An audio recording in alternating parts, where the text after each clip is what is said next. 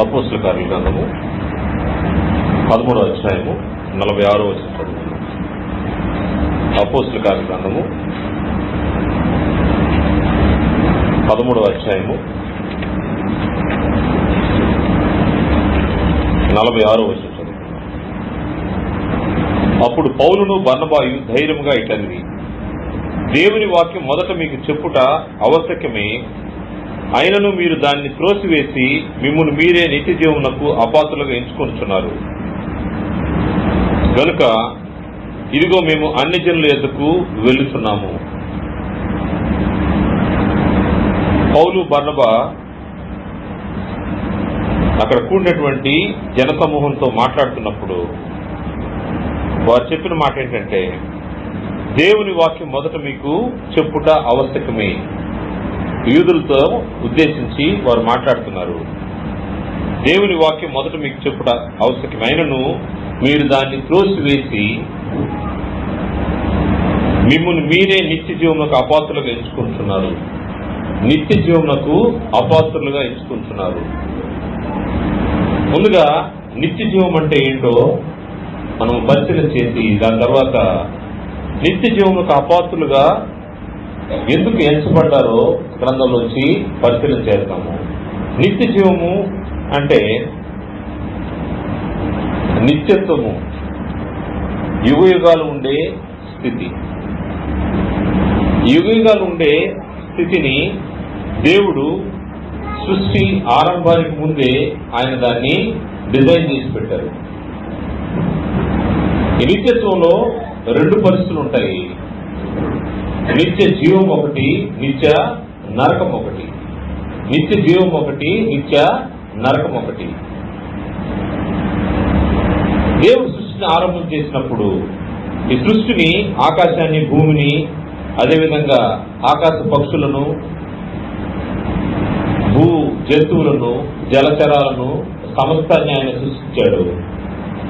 వాటన్నిటికంటే ప్రత్యేకంగా తన స్వరూపం చొప్పున, తన పోలిక చొప్పున ఆయన ఏం చేశారంటే నరుడిని సృష్టించారు. నరుడికి దేవుడు సృష్టించినటువంటి ఇతర జంతువులకి లేకపోతే ఇతర జీవరాశులకి క్లియర్ గా డిఫరెన్స్ చూపించాడు. నరుడిని ప్రత్యేకంగా చేశాడు.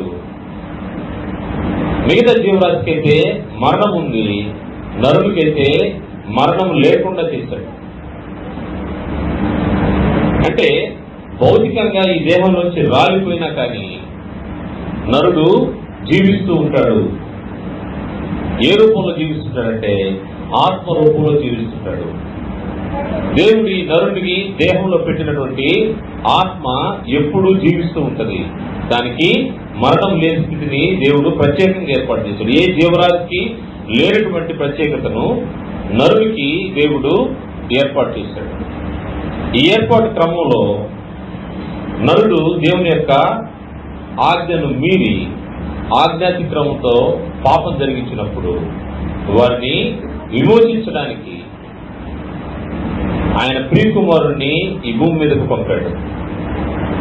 ప్రియకుమారుని భూమి మీదకు పంపి ఏం చేశాడంటే ఆయన రక్తంతో ఈ పాప భరితమైనటువంటి, పాపంతో నిండినటువంటి ఈ నరుణ్ణి స్నానం చేయించాడు. అంటే ప్రభువు యొక్క రక్తంలో కడిగాడు. కడిగిన తర్వాత, ఈ నిర్దోషమైన రక్తంతో కడుగుబడిన తర్వాత నరుడు పాపం లేని స్థితిలోకి వెళ్ళిపోయాడు. ఇక్కడే మనం ఆలోచన చేయాలి. నిత్య జీవమునకు అపాత్రులుగా ఎంచబడ్డారు అని అన్నప్పుడు ఎప్పుడు ఈ యొక్క నిత్య జీవం యొక్క స్థితిని బట్టి అపాత్రులుగా ఎంచబడుతున్నారంటే, ఎవరైతే ఇష్టపడి అమూల్యమైన రక్తంతో స్నానం చేయడానికి లేకపోతే కడగబడడానికి, పరిశుద్ధపరచబడడానికి ఇష్టపడతారో వారు నిత్య జీవాన్ని పొందుకుంటారు. రెండవ స్థితి ఉంది, అది నిత్య నరకము లేకపోతే మరణం. ఎవరైతే దానికి ఇష్టపడరో వాళ్ళు మరణంలోకి వెళ్ళిపోతా ఉంటారు, నిత్య నరకంలోకి వెళ్ళిపోతా ఉంటారు. అందువల్ల ఆలోచన చేయాల్సింది ఏంటంటే, ఈ యొక్క నిత్య జీవము ఎక్కడ ఉంటుందంటే మనం ఈ దేహాన్ని విడిచిపోయిన తర్వాత ఇది యుగాలు ఉండే స్థితి నిత్య జీవము, నిత్య నరకము. అందువల్ల దేవుడు ప్రత్యేకంగా సృజించినటువంటి నరుని యొక్క డెస్టినేషన్ పాయింట్ అది. ఈ దేహంలో రాలిపోతే తను పోయే స్థలము ఏంటి అంటే అది 2 స్థలాలు ఉన్నాయి. ఒకటి నిత్య జీవము, రెండవది నిత్య నరకము. ఇక్కడ అపోస్తలుల కార్యగ్రంథంలో తెలుపబడినటువంటి ఈ మాట ఏంటంటే దేవుని వాక్యం మొదట మీకు చెప్పుట ఆవశ్యకమే, అయినను మీరు దాన్ని త్రోసివేసి. ఎవరికి చెప్పాలి దేవుని వాక్యము? ఎవరు నశించిపోయి ఉన్నారు ఆ సమయానికి అంటే దేవుని చేత ఏర్పాటు చేయబడినటువంటి ఒక జనాంగం ఉంది, ఇశ్రాయేలు జనాంగం ఉంది. యూదా వారు అక్కడ చేరున్నారు. వాస్తవంగా దేవుని ప్రజలు వాళ్ళు, మిగతా వాళ్ళంతా అన్యులు. దేవుని ప్రజలకు అన్యులకు చాలా వ్యత్యాసం ఉంది. అన్యులకు దేవుడే లేరు.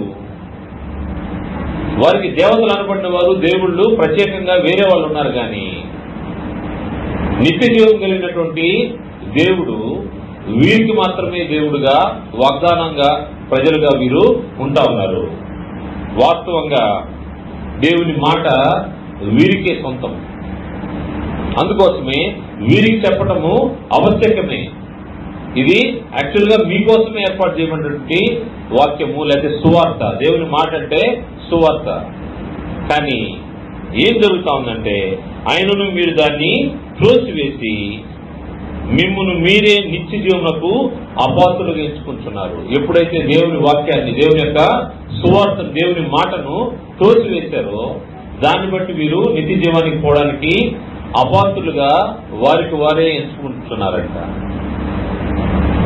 వాస్తవంగా దేవుడు వారు వాగ్దానములు వారివి.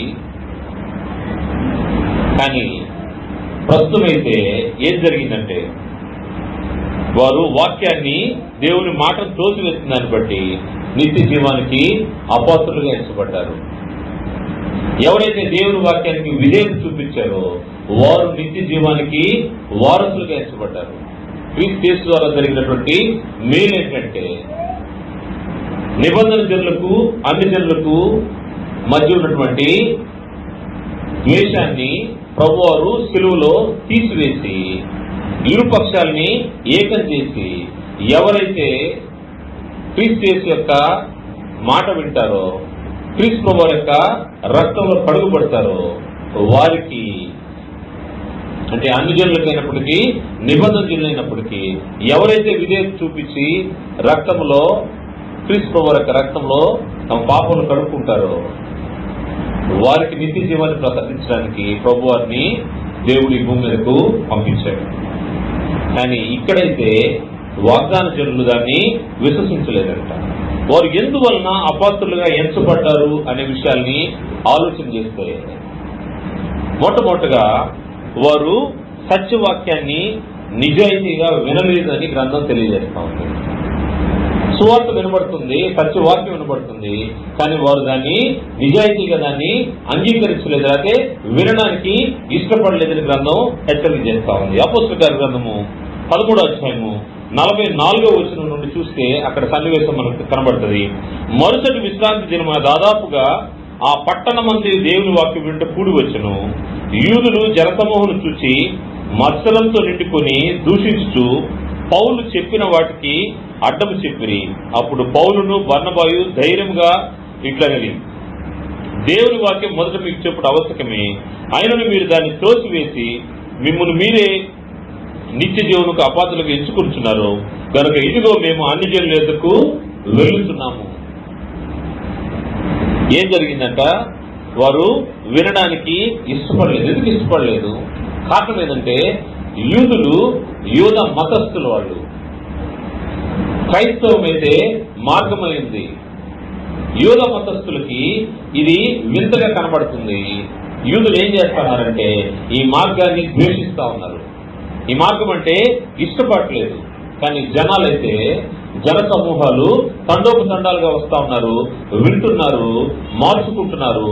మార్గం మతం నుంచి బయటకు వచ్చి మార్గంలో వెళ్తా ఉన్నారు.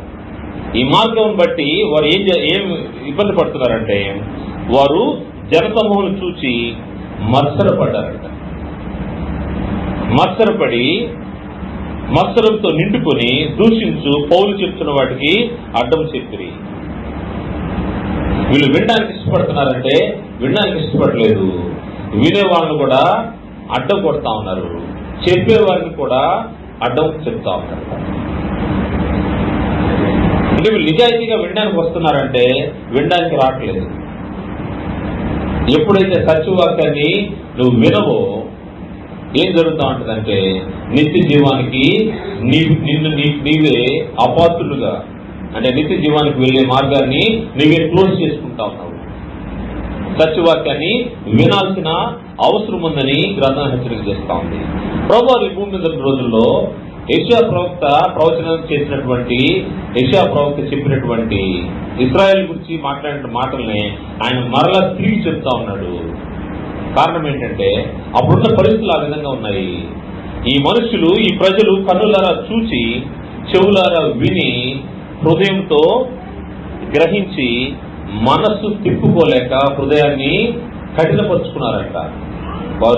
వారి హృదయాలు క్రువిని అనే విషయాన్ని ప్రభువు కూడా మరలా గుర్తు చేస్తా ఉన్నాడు. మత్తయి సువార్త 13వ అధ్యాయము 15వ వచనంలో, మత్తయి సువార్త 13వ అధ్యాయము 15వ వచనంలో 13-15 వచనాలు ఉన్నాయి.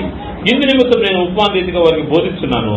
ఈ ప్రజలు కన్నులారా చూచి చెవులారా విని హృదయంతో గ్రహించి మనసు తిప్పుకొని నా వలన స్వస్థత పొందకుండానట్లు వారి హృదయం కొవ్వినది, వారి చెవులు వినుటకు మందములైనవి, వారు తమ కన్నులు మూసుకుని ఉన్నారు కనుక మీరు వినుమట్టుకు విందురు గాని గ్రహింపరు, చూచుట మట్టుకు చూతురు గాని ఎంత మాత్రం తెలుసుకొనని యెషయా చెప్పిన ప్రవచనము వీరి విషయమై నెరవేరేది. వినడానికి ఇష్టపడినటువంటి వారు కన్నులారా చూస్తారు, చెవులారా వింటారు, కానీ వినే విషయంలో, చూసే విషయంలో నిజాయితీ లేని మనుషులు, దాని గ్రహింపు లేని మనుషులు, నిజాయితీగా దాన్ని వినలేరు. కారణము మీరు వింట మట్టుకు విందురు గాని గ్రహింపరు. వినడంలో గ్రహింపు కూడా అవసరమైంది. కేవలము విని వదిలిపెట్టేది కాదు. రోడ్డు మీద అనేక శబ్దాలు మనకు వినపడతా ఉంటాయి, వాటన్నిటిని మనం పట్టించుకోం. కారణం ఏంటంటే వాటిని విని విడిచిపెడతా ఉంటాం. కానీ దేవుని యొక్క మాట లేదా సువార్త తప్పకుండా విని దాన్ని గ్రహించాల్సిన అవసరం ఉంది.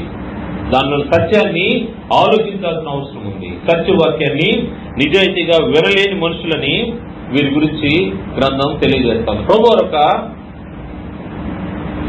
ఉపమానంలో కూడా వీరి గురించి ప్రత్యేకంగా తెలియజేశాడు. ఆ ఉపమానం ఏంటంటే, విత్తువాని ఉపమానంలో ఈ యొక్క మనుషుల యొక్క స్థితిని, వీరు నిత్య జీవానికి అపాత్రులుగా ఎందుకు ఎంచబడుతున్నారు అనే విషయాన్ని తెలియజేస్తూ లూకా సువార్త 8వ అధ్యాయంలో విత్తువాని యొక్క ఉపమానం ద్వారా వారి యొక్క స్థితిని ఆయన స్పష్టంగా తెలియజేశాడు. 14వ వచనంలో, ముండ్ల పొదలలో పడిన విత్తనమును పోలిన వారు ఎవరనగా విని కాలము గడిచిన కొలది ఈ జీవన సంబంధమైన విచారముల చేతను ధన భోగముల చేతను అణిచివేయబడి పరిపక్వంగా ఫలింపని వారు.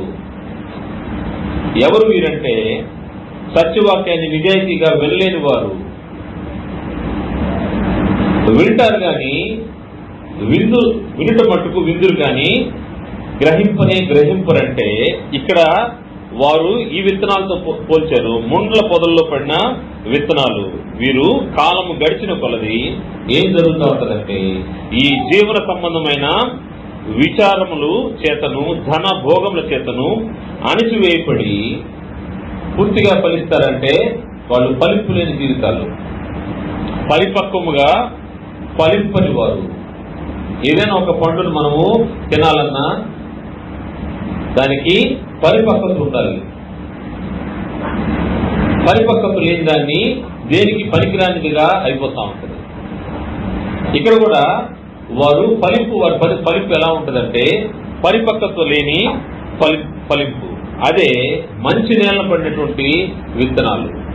మంచి నేలను పడిన విత్తనాల గురించి కింద మాట్లాడుతూ 15వ వచనంలో, మంచి నేల నుండి విత్తనమును పోలిన వారు ఎవరనగా యోగ్యమైన మంచి మనసుతో వాక్యం విని దాన్ని అవలంబించి ఓపికతో ఫలించువారు. ఓపిక, మంచి నేలను పడిన వారి యొక్క ఫలింపు ఓపికతో ఫలిస్తారట. ప్రభువారు వీరి గురించి మాట్లాడిన మాట, సత్యవాక్యాన్ని నిజాయితీగా వినలేని వారు నిత్య జీవానికి అపాత్రులుగా ఎంచబడతా ఉంటారు. దాని గ్రహింపు లేదు. కారణం ఏంటంటే వారు వింటారు, కానీ వినిన తర్వాత కొంతకాలం అయిన తర్వాత ఈ లోక విచారాలలో, ఈ జీవన సంబంధమైన విచారం చేత, ధన భోగముల చేత వాక్యం ఒకవైపు ఉంటుంది, లోకం ఒకవైపు ఉంటుంది. ఈ లోకాన్ని బట్టి వారు జారిపోతా ఉంటారు.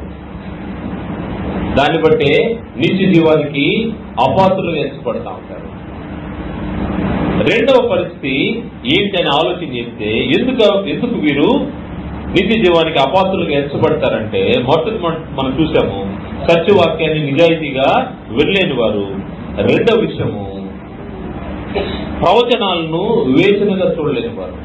ప్రవచనాలు, దేవుని యొక్క ప్రవచనాలు ఉన్నాయి, ప్రవచనాలన్నీ నెరవేర్చబడ్డాయి, అనేక నెరవేర్చబడడానికి సిద్ధంగా ఉన్నాయి. ఆ ప్రవచనాల విషయంలో వీరికి వివేచన లేదు, అంటే ఆలోచన లేదు, దాని గురించినటువంటి పట్టింపు లేనటువంటి ప్రజలు. ఎందుకు ఈ ప్రవచనం చెప్పబడ్డది, ఎవరి గురించి ఈ ప్రవచనం చెప్పబడ్డది, ఇది నెరవేర్చబడుతుందా, దీని విషయంలో మనం ఏం ఆలోచన చేయాలి అనే దాని గురించి ఆలోచన లేనటువంటి ప్రజలు. ప్రవచనాల విషయంలో వివేచన లేకపోవడం వల్ల ఏం జరుగుతూ ఉంటుందంటే, వారు నిత్య జీవానికి అపాత్రులుగా ఎంచబడతా ఉంటారు. క్రీస్తు ప్రభు ఈ భూమికి వచ్చే రోజుల్లో ఇశ్రాయేలు ప్రజలు ఎదురు చూస్తున్నటువంటి పరిస్థితి ఏంటంటే, మాకు మెస్సయ్య వస్తాడు, మెస్సయ్య అంటే రక్షకుడు వస్తాడు. ఇది ప్రవచనం, ఇది వారికి ప్రవచనం. ఈ ప్రవచనాన్ని బట్టి వారు ఎదురు చూస్తూ ఉన్నారు. మెస్సయ్య కోసం ఎదురు చూస్తున్నారు, రక్షకుడు కోసం ఎదురు చూస్తున్నారు.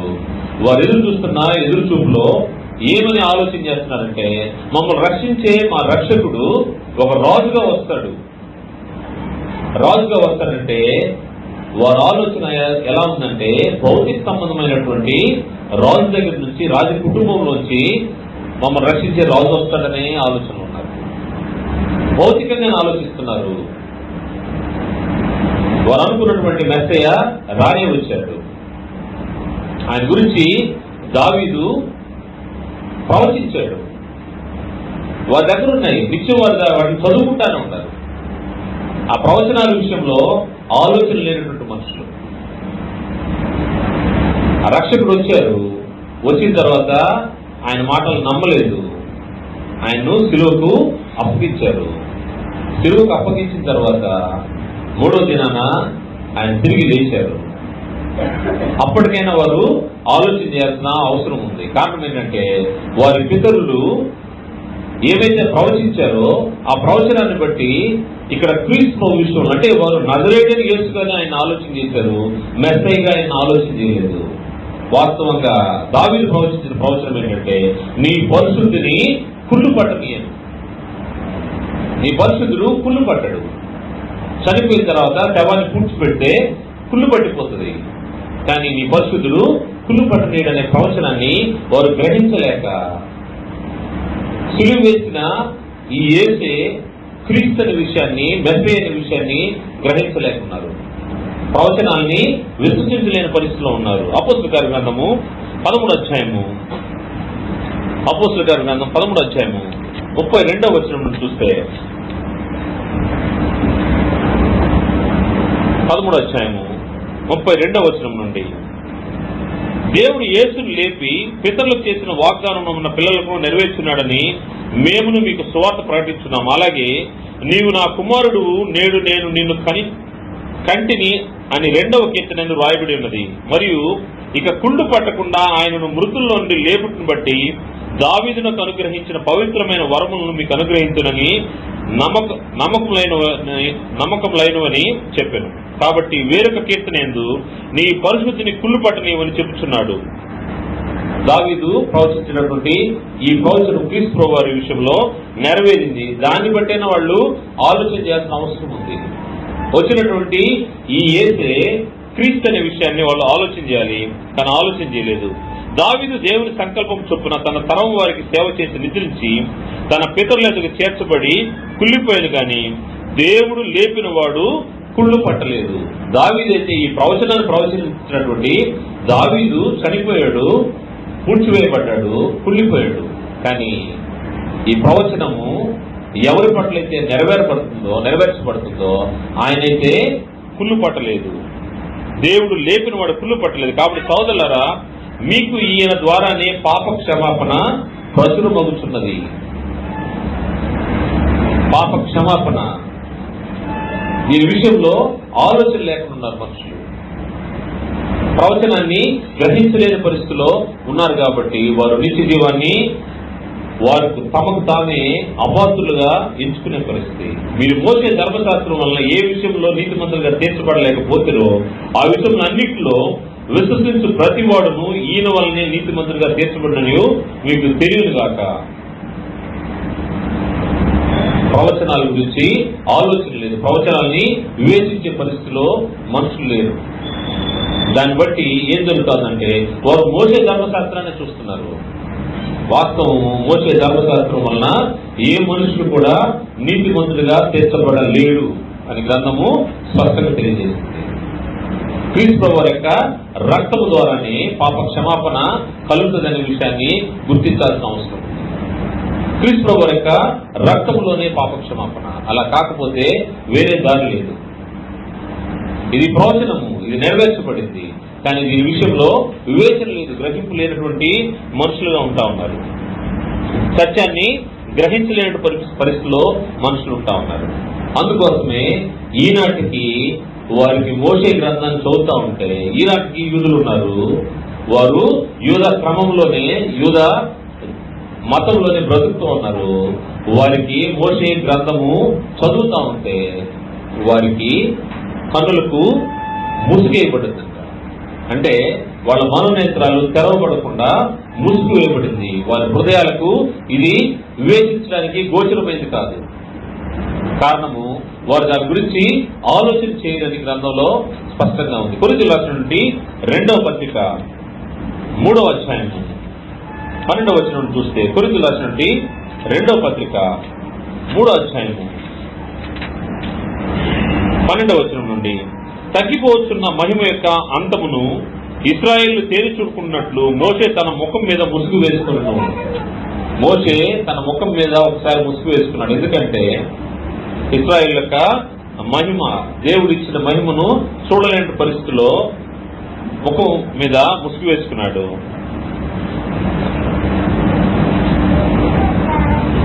మేమట్లు చేయక ఇట్టి నిరీక్షణ గలవారమే బహుధైర్యంగా మాట్లాడుతున్నాము.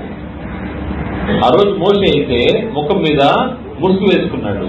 ఈ రోజైతే అపోస్తులు వారు ధైర్యంగా బోధిస్తా ఉన్నారు. ఈ యేసే క్రీస్తని, యేసు దేవుని కుమారుడని వారు ధైర్యంగా బోధిస్తా ఉన్నారు. మరియు వారి మనస్సులు కఠినలాయను గనుక నేటి వరకును పాత నిబంధన చదువుతున్నప్పుడు అది క్రీస్తునందు కొట్టివేయబడినని వారికి తేటపరచబడక ఆ ముసుగే నిలిచున్నది.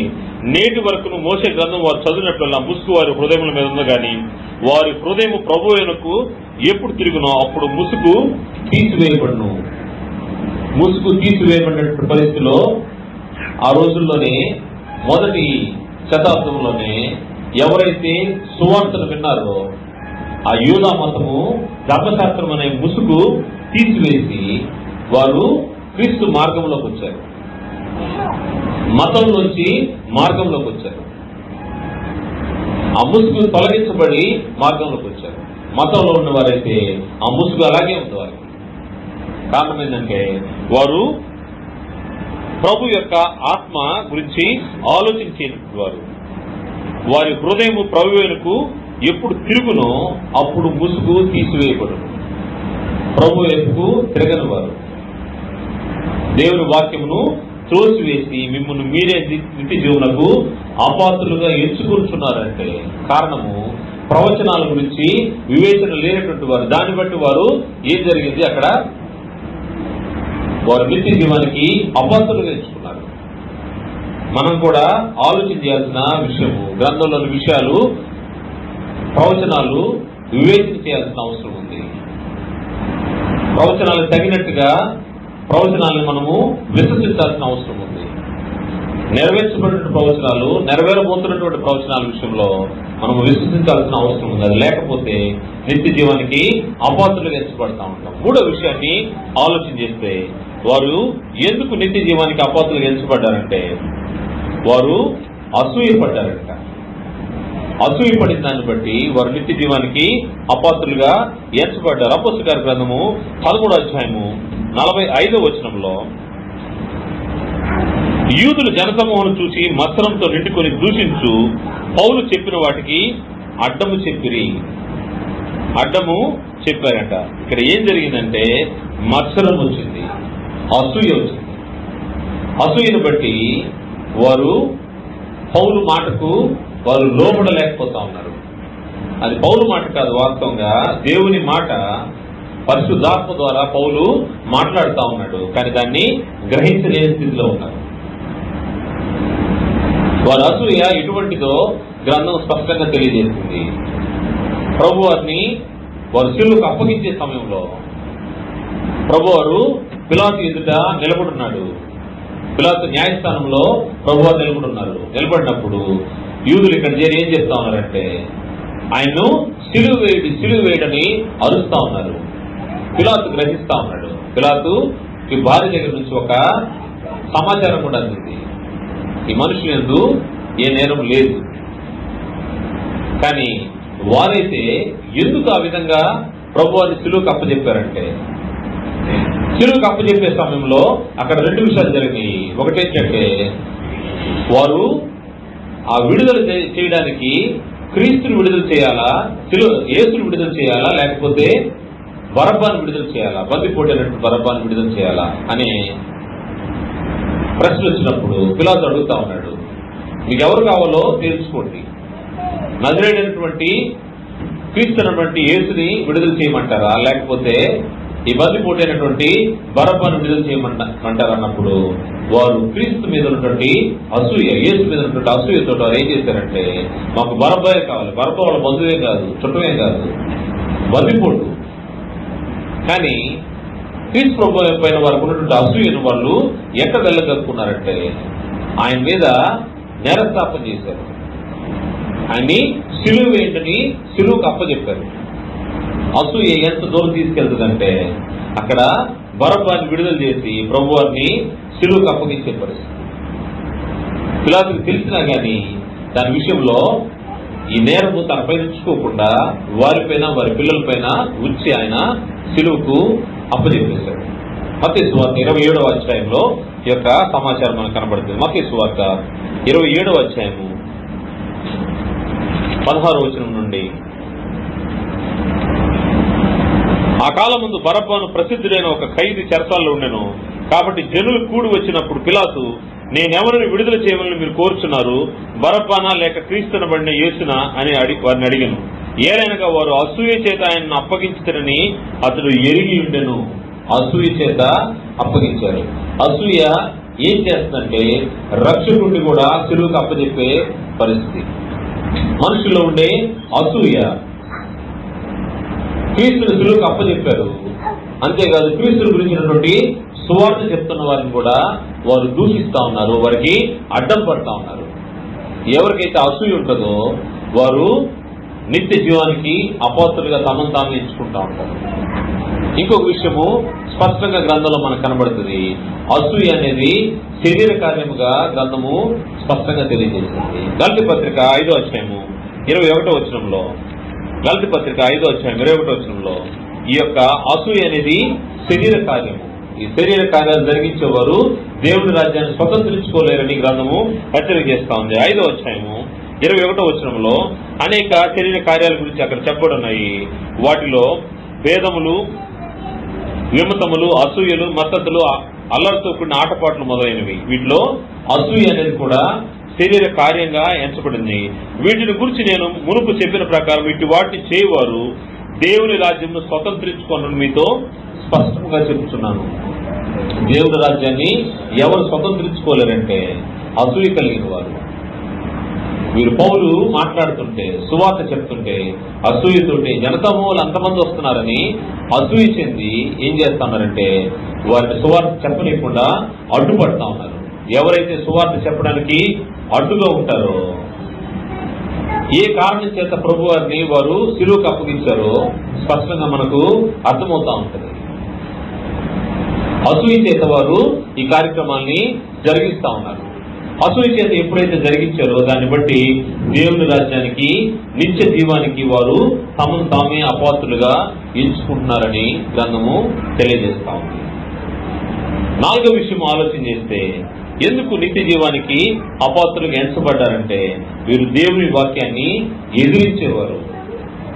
ఎదిరించడం అంటే దేవుని వాక్యానికి వ్యతిరేకంగా మాట్లాడేవారు. దేవుని వాక్యం ఒకటి తెలియజేస్తుంటే దానికి వ్యతిరేకంగా వీళ్ళు చెప్పేవారుగా మనకు కనబడతా ఉన్నారు. మనం చూసినట్టుగా అపోస్తలుల కార్యగ్రంథం 13వ అధ్యాయము 45వ వచనంలో వారు మత్సరపడి వాక్యం చెప్పేవారికి అడ్డం తగులుతా ఉన్నారు. దేవుని వాక్యాన్ని దూషిస్తూ, దేవుని వాక్యం చెప్పేవారిని దూషిస్తూ వారు అడ్డుపడుతున్నట్టుగా మనకు గ్రంథంలో కనబడుతుంది. ఇది ఒక్కసారి అంటే అనేక మార్లు ఎక్కడ దేవుని యొక్క మాట వినబడుతున్నా, పౌలు, శీలలు, తిమోతి వీళ్ళు ఎక్కడ దేవుని యొక్క మాటలు చెప్తున్నా గాని వారికి అడ్డం తగలడమే, లేదా వాక్యానికి వ్యతిరేకంగా మాట్లాడటమే వారి పనిగా ఎంచుకుని వారు ఆ కార్యక్రమాన్ని జరిగించినట్టుగా మనకు కనబడుతుంది. అపోస్తలుల కార్య గ్రంథంలోని 19వ అధ్యాయంలో పౌలు కొరింథీలో తన కార్యక్రమాల్ని జరిగిస్తున్నప్పుడు అక్కడ వారికి పరిశుద్ధాత్మ గురించి ఆయన మాట్లాడుతూ, వారి పరిశుద్ధాత్మ బాప్తిసం తీసుకున్నప్పుడు పరిశుద్ధాత్మ వచ్చిందా లేదా అనే విషయాన్ని మాట్లాడుతున్నప్పుడు మొదటి వచనం చూస్తే అపోస్తలుల కార్య గ్రంథం 19వ అధ్యాయం మొదటి వచనం, అపోల్లో కొరింథీలో ఉన్నప్పుడు జరిగింది ఏమనగా, పౌలు పై ప్రదేశంలో సంచరించి ఎఫెసుకు వచ్చి కొంత శిష్యులను చూసి, మీరు విశ్వసించినప్పుడు పరిశుద్ధాత్మను పొందితిరా అని వారిని అడగగా, వారు పరిశుద్ధాత్ముడు ఉన్నాడన్న సంగతే మేము వినలేదని చెప్పి, అప్పుడు అతడు అలాగైతే మీరు దేన్ని బట్టి బాప్తిసం పొందిరు అనగా వారు యోహాను బాప్తిసం బట్టి అని చెప్పి, అందుకు పౌలు యోహాను తనకు వెనుక వచ్చును వాని అనగా యేసునందు విశ్వాసం ఉంచవలని ప్రజలు చెప్పుచు మారు మనసు విషయమైన బాప్తిసం ఇచ్చినని చెప్పాను. వారు ఆ మాటలు విని ప్రభువైన యేసు నామమున బాప్తిసం పొందిరి. తర్వాత పౌలు వారి మీద చేతులుంచగా పరిశుద్ధాత్మ వారి మీదకి వచ్చును. అప్పుడు వారు భాషల్లో మాట్లాడుటకు ప్రవచించడం మొదలుపెట్టి వారందరూ ఇంచుమించు 12 పురుషులు. తరువాత అతడు సమాజ మందిరంలోకి వెళ్లి ప్రసంగించుచు దేవుని రాజ్యం గురించి తర్కించుచు ఒప్పించుచు ధైర్యంగా మాట్లాడుచు 3 నెలలు గడిపిను. అయితే కొందరు కఠినపరచబడిన వారై ఒప్పుకొనక, ప్రతి స్థలంలో దేవుని వాక్యాన్ని ఎదిరించే మనుషులు ఉన్నారు, దేవుని వాక్యానికి వ్యతిరేకంగా మాట్లాడే మనుషులు ఉన్నారు. ఎంత ధైర్యంగా వీరు బోధిస్తా ఉన్నారో అనేక మంది మార్చబడతా ఉన్నారు. కానీ దాంట్లో కఠినపరచబడిన వారు కూడా ఉంటా ఉన్నారు. అయితే కొందరు కఠినపరచబడిన వారు ఎప్పు కనుక జనసమూహం ఎదుట ఈ మార్గమును దూషించున్నదన అతడు వారిని విడిచి శిష్యులను ప్రత్యేకపరుచుకుని ప్రతిదినము తురన్నను ఒకరి పాఠశాలలో తర్కించుతూ వచ్చాను. దీనికి వ్యతిరేకంగా మాట్లాడే మనుషులు అనేక మంది ఉన్నారు. ఈ రోజు కూడా దేవుని యొక్క వాక్యానికి వ్యతిరేకంగా మాట్లాడే మనుషులు భూమిపైన అనేక మంది ఉన్నారు. వాస్తవాల్ని గ్రహించకుండా దేవుని వాక్యాన్ని ఎదిరించే మనుషులు ఉన్నారు. వారి పరిస్థితి ఏంటంటే నిత్య జీవానికి తమను తామే అపాత్రులుగా ఎంచుకుంటున్నారు. కారణం ఏంటంటే ఈరోజు కేవలం వాగ్దాన ప్రజలకు కాదు, యూదులకు మాత్రమే కాదు, సర్వ మానవాళికి రక్షణ సువార్త ఉంది. ఈ రక్షణ సువార్త క్రీస్తు ప్రభువు ద్వారా దేవుడు మనకు అనుగ్రహించింది. ప్రతి ఒక్కరు దీనిలోకి రావడానికి అవకాశం ఉంది, మార్గం మార్చుకోవడానికి అవకాశం ఉంది. కానీ దాన్ని ఇష్టపడినటువంటి వారు ఆ రోజు ఏ విధంగా కఠినపరుచుకున్నారో ఈ రోజు కూడా కఠినపరుచుకునే మనుషులు భూమిపైన ఉన్నారు.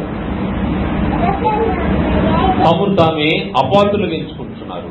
దానికి వారు రిజెక్ట్ అయ్యే విధంగా క్వాలిఫై కాకుండా అపాత్రులుగా ఎంచుకుంటున్నారు.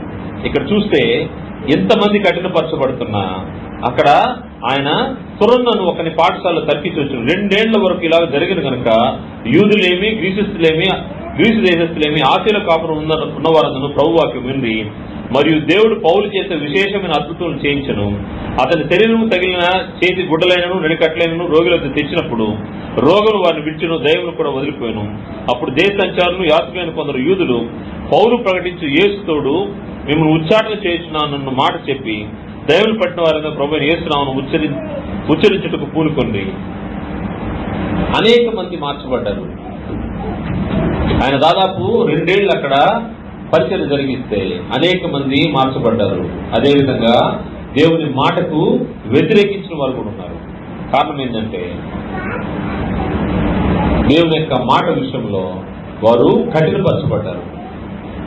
ఈ కఠినపరచబడిన వారి గురించి క్రీస్తు ప్రభువు తన శిష్యులతో చెప్పిన మాట ఏంటంటే, ఇశ్రాయేలు ప్రజల యొక్క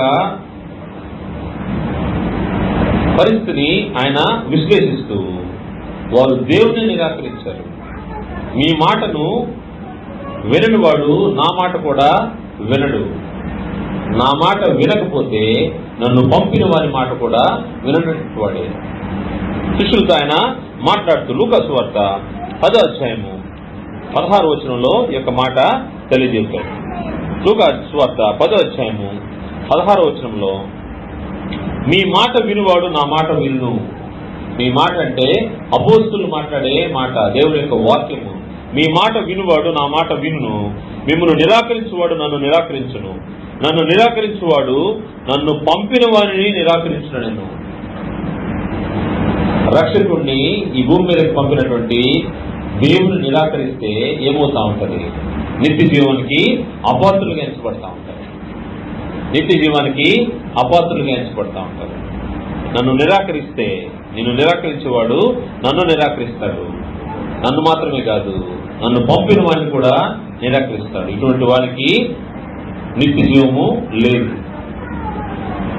ఆ విధంగా నిరాకరించి కఠినపరుచుకొని వారు దేవుని మార్గానికి దూరం అయిపోయారు. ఈ రోజు కూడా అనేక మంది దేవుని వాక్యానికి దూరంగా వెళ్ళిపోతా ఉన్నారు. నిత్య జీవానికి అపాత్రులుగా ఎంచబడతా ఉన్నారు. ఇంకొక రకం మనుషులు ఎవరంటే, ఎందుకు వారు నిత్య జీవానికి అపాత్రులుగా ఎంచబడ్డారంటే, వారు దేవుని వాక్యాన్ని దూషించి మనస్సాక్షిని త్రోసివేశారంట. అంటే వారి మనస్సాక్షి వారిని గర్దిస్తున్నప్పటికీ, నువ్వు చేసే తప్పని చెప్తున్నప్పటికీ దాన్ని త్రోసివేసిన దాన్ని బట్టి వారు నిత్య జీవం అనే బహుమానాన్ని అపాత్రులుగా ఎంచుకున్నారు. దాన్ని పొందలేకపోయారని గ్రంథము హెచ్చరిక చేస్తా ఉంది. దేవుని వాక్యాన్ని దూషించినటువంటి వారి గురించి మనం చూస్తా ఉన్నాము. అపోస్తలుల గారి గ్రంథం 13వ అధ్యాయము 45వ వచనంలో మత్సరంతో నిండుకొని వారు దేవుని వాక్యాన్ని దూషించారని మనము ఆలోచన చేశాము. అదేవిధంగా పౌలు తన కార్యాలు జరిగిస్తున్నప్పుడు, దేవుని యొక్క మాటలను తెలియజేస్తున్నప్పుడు అక్కడ జరిగిన పరిస్థితులు ఏంటంటే, ఆయన ఎంత బలంగా దేవుని యొక్క మాటలను వినిపిస్తున్నాడో అంత వ్యతిరేకత అక్కడ నుంచి వస్తా ఉన్నారు. వారు ఆయన ఎదురాడి ఎక్కడికి వెళ్తే అక్కడికి ఆయన అటాక్ చేయడమే టార్గెట్ గా చేసుకుని చేస్తున్న పరిస్థితులు మనకు అపోస్తలుల గారి గ్రంథంలో కనబడతా ఉంటాయి. 18వ అధ్యాయము 18వ వచనం నుండి అపోస్తలుల గారి గ్రంథము 18వ అధ్యాయము 5వ వచనం చూస్తే, సీలయు తిమోతియు మాసిదోనియ నుండి వచ్చినప్పుడు పౌలు వాక్యం బోధించినందును ఆతురత గలవాడే యేసే క్రీస్తు అని యూదులకు దృఢంగా సాక్ష్యం ఇస్తున్నాను. అంటే వారు ఎదురు చూస్తున్నటువంటి మెస్సయ్య యేసు, నజరేయుడైన యేసు ఎవరంటే మీరు ఎదురు చూస్తున్నటువంటి మెస్సయ్య అనే విషయాన్ని దృఢంగా సాక్ష్యం ఇచ్చి, వారు ఎదురాడి దూషించినప్పుడు అతడు తన వస్త్రమును దులుపుకొని, మీ నాశనముకి మీరే ఉత్తరవాదులు, నేను నిర్దోషిని, ఇక మీదట అన్ని జనులు ఎదుకుపోదున్న వారితో చెప్పి అక్కడ నుండి వెళ్లి దేవుని యందు భక్తి గల తీతియు యూస్తను ఒక ఇంటికి వచ్చాను. అతని ఇల్లు సమాజ మందిరమునకు ఆనుకుని ఉంటాను. పౌలు గారు చేసిన పరిస్థితి ఏంటంటే, ప్రభు వారు శిష్యులకు ఏ విధంగా చెప్పారు, మిమ్మల్ని ఎవరైతే నిరాకరిస్తారో అక్కడ మీ పాద దులిపేసి వచ్చేయండి. మీ పాద ధూళి ఒకరోజు సాక్ష్యం చెప్తుంది. మీ పాద ధూళి అక్కడ సాక్ష్యం చెప్తుంది. ఇక్కడే పౌలు గారు కూడా అదే పని చేశాడు. వారు ఎదురాడి దూషించినప్పుడు అతడు తమ వస్త్రములను దులుపుకొని, మీ నాశనముకు మీరే ఉత్తరవాదులు. ఎందుకు మీరు అపాత్రులుగా ఎంచబడుతున్నారంటే, నిత్య జీవపు మాటలు నేను చెప్తా ఉంటే, సువార్త చెప్తుంటే మీరు అంగీకరించలేదు, ఇష్టపడలేదు, ఎదురాడి దూషించారు. కాబట్టి వారికి తెలియదా రక్షకుడు ఈయనని చెప్తా ఉంటే కూడా వారు నమ్మలేని పరిస్థితిలో యేసే క్రీస్తు అని దృఢంగా చెప్తా ఉన్నాడు. కానీ వారు విశ్వసించలేని పరిస్థితిలో ఉన్నారు. సరే, విశ్వసించిన వారిలో కూడా విశ్వసించలేనటువంటి వారి పరిస్థితి ఒకటైతే, మనస్సాక్షిని త్రోసివేసిన వారు కూడా ఉన్నారు. వాస్తవంగా పౌలు గారితో కలిసి పనిచేస్తున్నటువంటి వ్యక్తులే మనస్సాక్షిని తోసివేసి అపవాది ఏం చేస్తా ఉంటాడంటే ఎప్పుడైనా అవకాశం వస్తే దేవుని బిడ్డలను కూడా లాక్కుని వెళ్ళాలని ప్రయత్నం చేస్తా ఉంటాడు.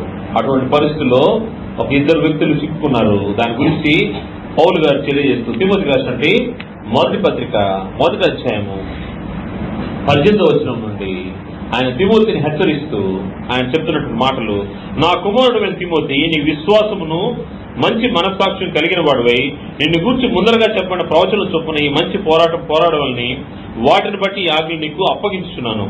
అట్టి మనస్సాక్షిని కొందరు త్రోసివేసి విశ్వాస విషయమై ఓడబద్దలైపోయిన వారి వల్ల చెడి ఉన్నారు. వారిలో హుమనయును అలెగ్జాండర్ ఉన్నారు.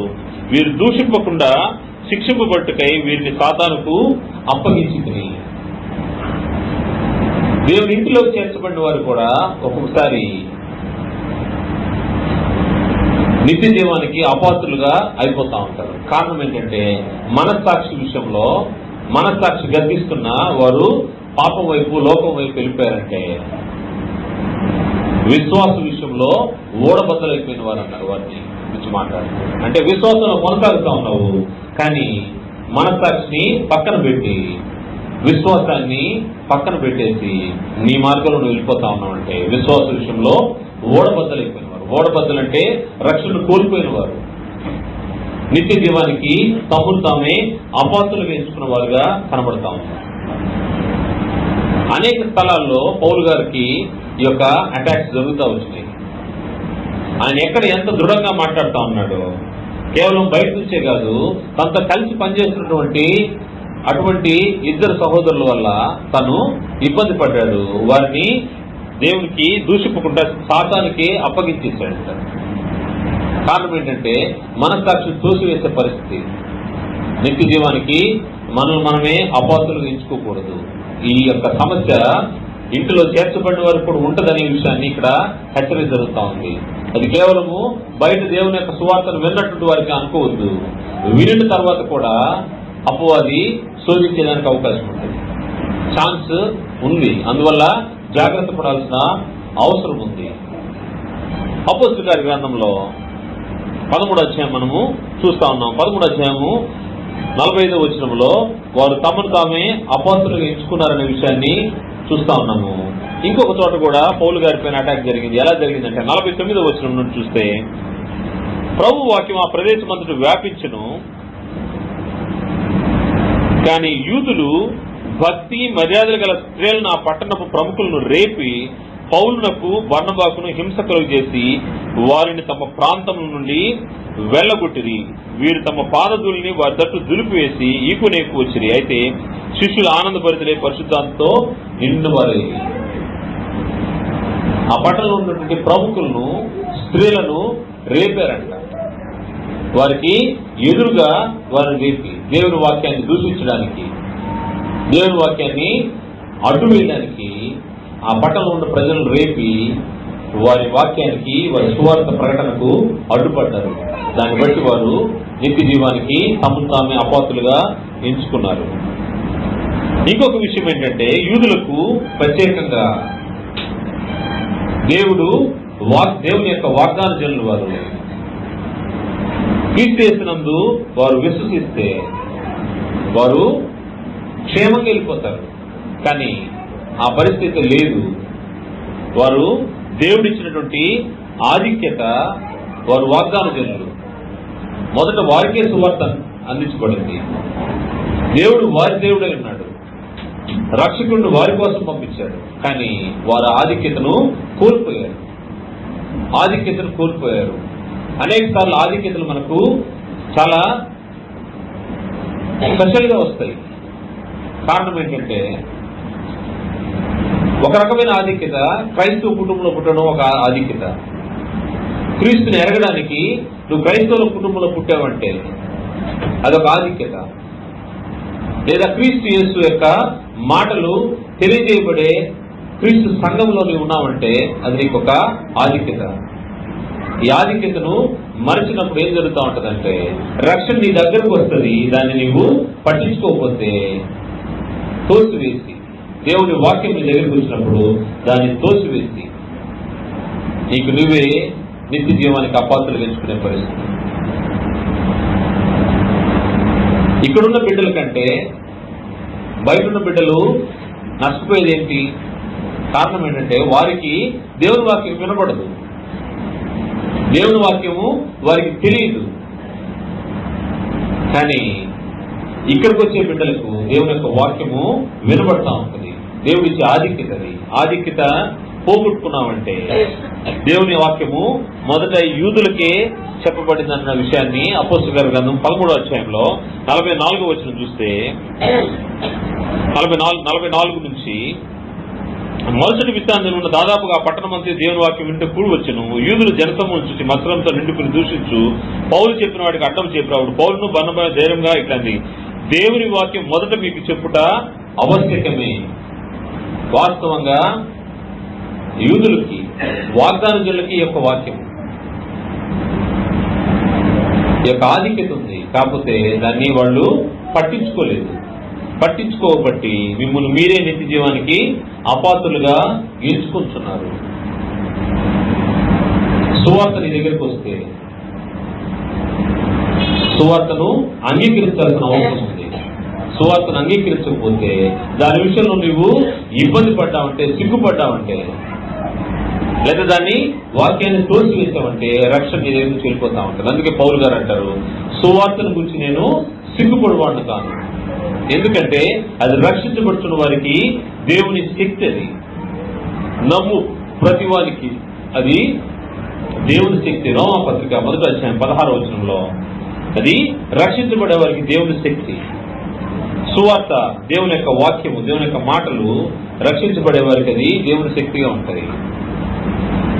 అది ఆహారం, దేవుని యొక్క మాట ఆహారం, వారికి శక్తిని ఇస్తూ ఉంటుంది, ఆత్మ సంబంధంగా ఎదగడానికి ఉపయోగపడతా ఉంటుంది దేవుని యొక్క వాక్యం. ఈ సువార్తల గురించి, ఈ యొక్క దేవుని యొక్క వాక్యాన్ని గురించి సిగ్గుపడ్డామంటే దేవుడు కూడా నిన్ను పక్కకు తీసేస్తా ఉంటాడు. అందుకోసం ఈయనంటాడు, సువార్తను గురించి నేను సిగ్గుపడవాను కాను, ఏలైనా నమ్ము ప్రతివానికి మొదట యూదునికి గ్రీస్ దేశస్తులకు కూడా రక్షణ కలిగేందుకు అది దేవుని శక్తి ఉన్నది. దేవుని శక్తి సువార్తలో ఉంది, దేవుని యొక్క వాక్యంలో ఉంది. దేవుని వాక్యాన్ని తోసివేయకూడదు. ఏమని నువ్వు ఆలోచన చేయాలంటే, దేవుని వాక్యం నీకు వినబడిన తర్వాత, దేవుని వాక్యం వినబడిన తర్వాత, క్రీస్తు ప్రభువుని గురించినటువంటి సువార్తమానం వినబడిన తర్వాత, క్రీస్తు దేవుని కుమారుడని, నజరేయుడైన యేసే క్రీస్తుని, మెస్సీయని నీ నోటితో ఒప్పుకోవాల్సిన అవసరం ఉంది. దేవుని వాక్యం వినబడితే రక్షించబడాలంటే నువ్వు చేయాల్సిన పని ఏంటంటే, నువ్వు దేవుని మాటకు లోబడి ఏం చేయాలంటే క్రీస్తుని నీ నోటితో ఒప్పుకోవాలి. రోమపత్రిక 10వ అధ్యాయము 9వ వచనం నుండి, అదేమనగా 8వ వచనం నుండి, వాక్యము నీ యొద్దను నీ నోటను నీ హృదయంలోను ఉన్నది, అది మేము ప్రకటించు విశ్వాస వాక్యమే. వాక్యం నీ హృదయంలోకి వచ్చినప్పుడు అదేమనగా యేసు ప్రభు నీ నోటితో ఒప్పుకొని దేవుడు మృతుల్లోండి ఆయన లేపుని నీ హృదయంలో విశ్వసించినలా, యేసుని ప్రభువుని ఒప్పుకోవాలి. యేసు ప్రభువు నీ నోటితో ఒప్పుకొని దేవుడు మృతుల్లోండి ఆయన లేపుని నీ హృదయంలో విశ్వసించినలా నీవు రక్షించబడదు. ఏలైనగా నీతి కలిగినట్లు మనుషుడు హృదయంలో విశ్వసించును, రక్షణ కలిగినట్లు నోటితో ఒప్పుకొను. ఎప్పుడైతే నువ్వు యేసుని ప్రభువుగా ఒప్పుకుంటావో నీవు నిత్య జీవం పొందుకుంటావు. దేవుడు ఆయన మృతుల నుండి లేపాడని నీ హృదయం ముందు విశ్వసిస్తావో అప్పుడు నువ్వు రక్షించబడతావు. ఈ సువార్త నేనేం చేస్తుందంటే, ఈ లేఖనము నిన్ను సిగ్గుపడనీయదు. నువ్వేదైతే ఈ లేఖనాన్ని విశ్వసిస్తున్నావో, యేసు ప్రభువును ఒప్పుకుంటున్నావో, దేవుడు ఆయన్ను మృతుల నుండి లేపాడని ఒప్పుకుంటున్నావో, ఈ లేఖనము నిన్ను సిగ్గుపరచనీయదు. తీర్పు దినాన నీకు మేలు చేస్తా ఉంటుంది, నిత్య జీవంలో ప్రవేశం కలుగజేస్తా ఉంటుంది. ఈ వాక్యాన్ని తోసివేసిన వారి యొక్క పరిస్థితి మనం చూసాము. ఈ వాక్యాన్ని తోసివేసి వారికి వారే నిత్య జీవానికి అపాత్రులుగా ఎంచుకున్నారంట. వాక్యం వినబడుతున్నప్పుడు ఈ విషయము రక్షించబడని వారికైనా రక్షించబడిన వారికైనా నిత్య జీవానికి అపాత్రులుగా ఎంచబడే పరిస్థితులు మన మధ్య ఉంటాయి. జాగ్రత్తగా ఉండాల్సిన అవసరం ఉంది. రక్షించబడి క్రీస్తులో కొనసాగుతున్నప్పటికీ విశ్వాస విషయంలో ఓడబద్దలైపోయే పరిస్థితి ఒకటి ఉంది. వాక్యాన్ని ఎప్పుడైతే పక్కన పెడతామో, సువార్తను ఎప్పుడైతే పక్కన పెడతామో, దేవుని వాక్యాన్ని తోసివేసిన వాడు విశ్వాస విషయంలో ఓడబద్దలైపోయి మనస్సాక్షిని తోసివేసి వెళ్ళిపోతా ఉంటాడు. మనస్సాక్షి అంటే దేవుని యొక్క వాక్యము నీ హృదయంలో గర్జిస్తూ ఉంటది. గర్జించే వాక్యాన్ని తోసివేస్తే, దేవుని వాక్యాన్ని తోసివేస్తే నిత్య జీవానికి అపాత్రులుగా ఎంచబడతాం. అందువల్ల రక్షించబడిన వారు కూడా జాగ్రత్త పడాల్సిన అవసరం ఉంది. మనం ఇంత కష్టపడి ఇంత కంట్రోల్ కండిషన్ లో ఉండడానికి గల కారణము మనకు తెలుసు. ఎందుకోసం మనము ఈ క్రీస్తులో ఇన్ని విషయాలు గిరిగీసుకొని మనం బ్రతుకుతా ఉన్నాము. ఇది చేయకూడదు, అది చేయకూడదు, ఇది మనకు తగదని మనం ఎన్నిసార్లు మనము ఆలోచన చేస్తున్నాము. బట్ అన్నిటి విషయంలో ఎందుకు ఇంత కట్టుబాట్లలో జీవితాన్ని కొనసాగిస్తున్నామంటే మనము చివరగా వెళ్ళవలసినటువంటి గమ్యస్థానము